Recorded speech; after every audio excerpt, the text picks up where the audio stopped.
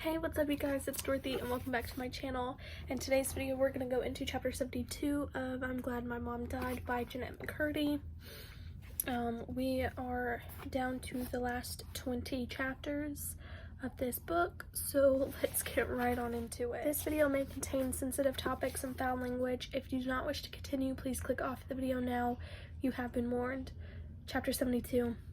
I sit down in the tough chair opposite Laura and let out a sigh, but not like a heavy sigh, more of one of those sighs that come out when you've just accomplished a task that you're both glad to be done with and so desperately want to brag about having done.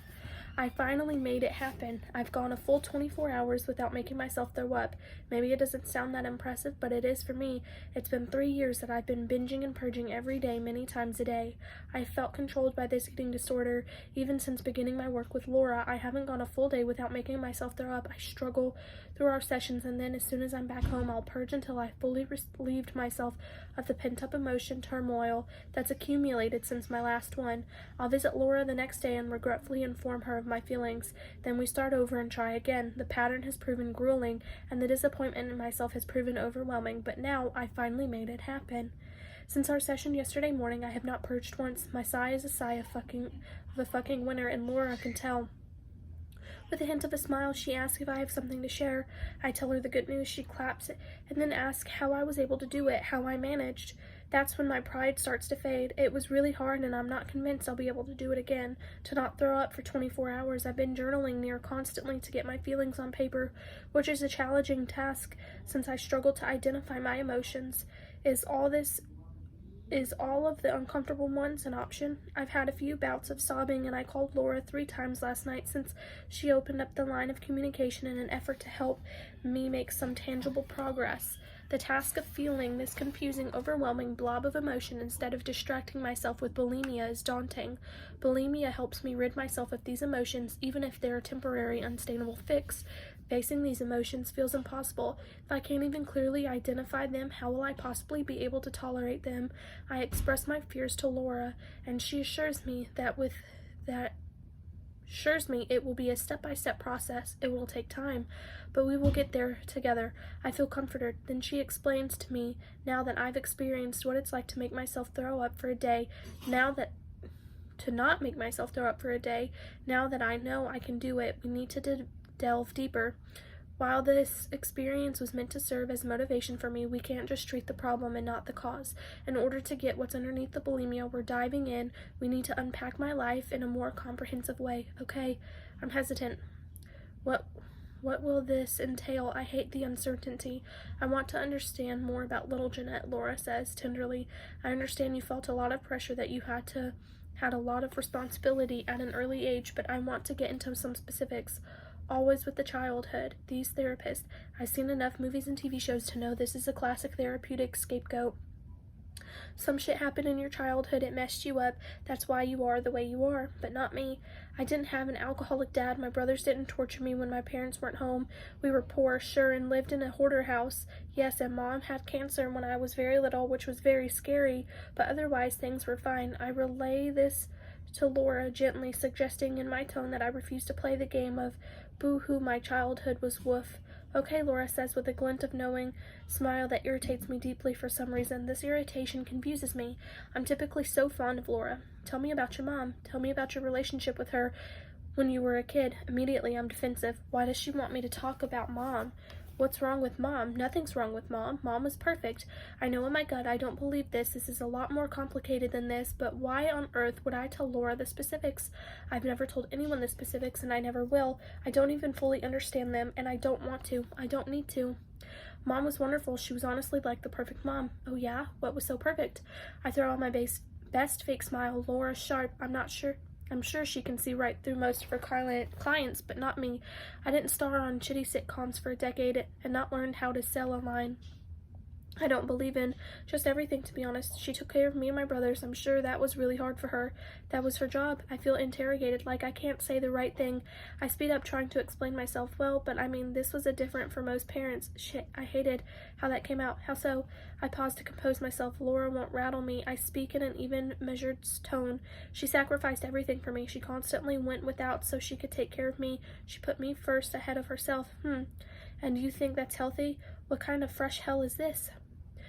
What is the impossible to ace quiz? I have no idea how I'm supposed to be answering to make Mom look good. Well, I mean, I put her first too, so kind of balanced it out. We balanced each other, putting each other first out. Laura holds a look at me, an unreadable look. She says nothing. The silence is deafening. We were best friends, I clarify. Oh, did your mom have any friends her own age as well, or was her main friendship the one she had with you? What do you want from me, Laura? I squirm in my seat. Are you comfortable? I'm extremely comfortable. Did your mom have any friends, her own? Yeah, no. I heard the question, I say in a bitch voice. Laura looks slightly startled. I feel sorry. Her tone this entire time has been a gentle, curious one, even though I've been treating it like a personal attack. Maybe she doesn't mean anything by her questions. Maybe this is all harmless. Sorry. It's absolutely fine. Couldn't it just have been fine, Laura? Did it have to be absolutely fine? Why is she bugging me like this? I wonder. I smile at her, tenser than I'd like. She smiles back, softer than I like. So, she starts.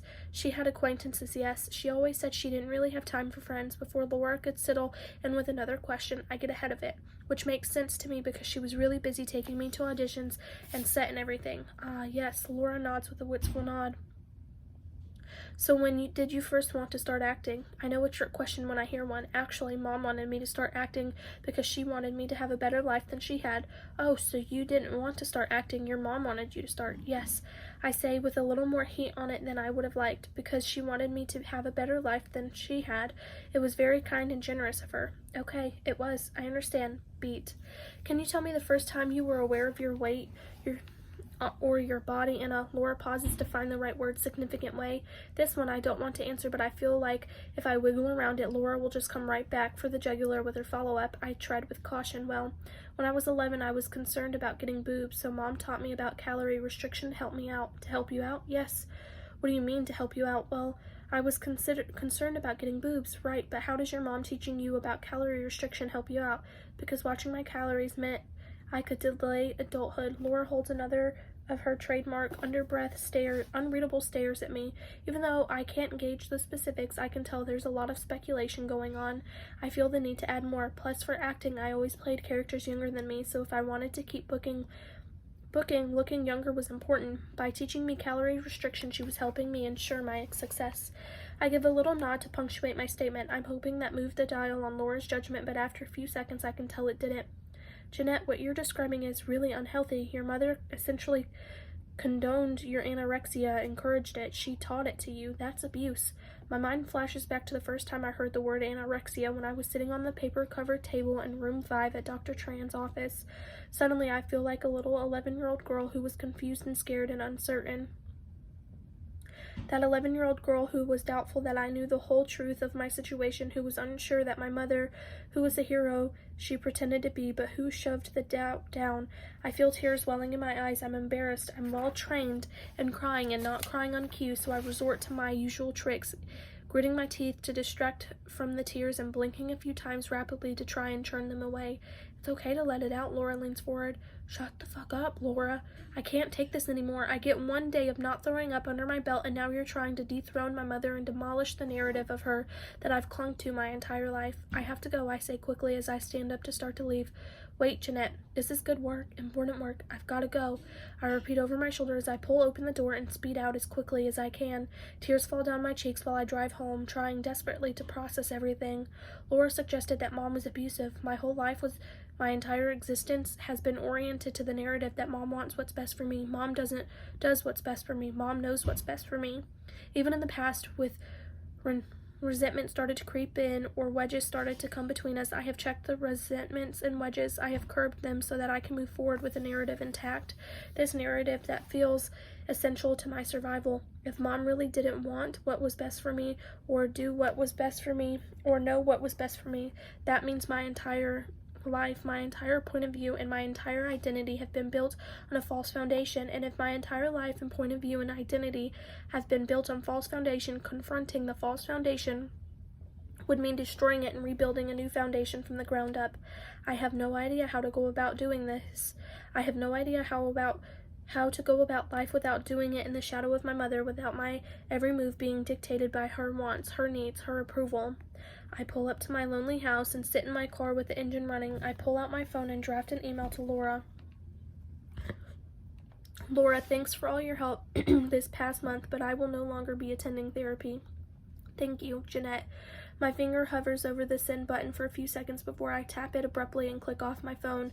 I rush up my front steps, and once I'm inside, run to the bathroom. I make myself throw up repeatedly. I jam my fingers down my throat harder and harder and harder until I cough.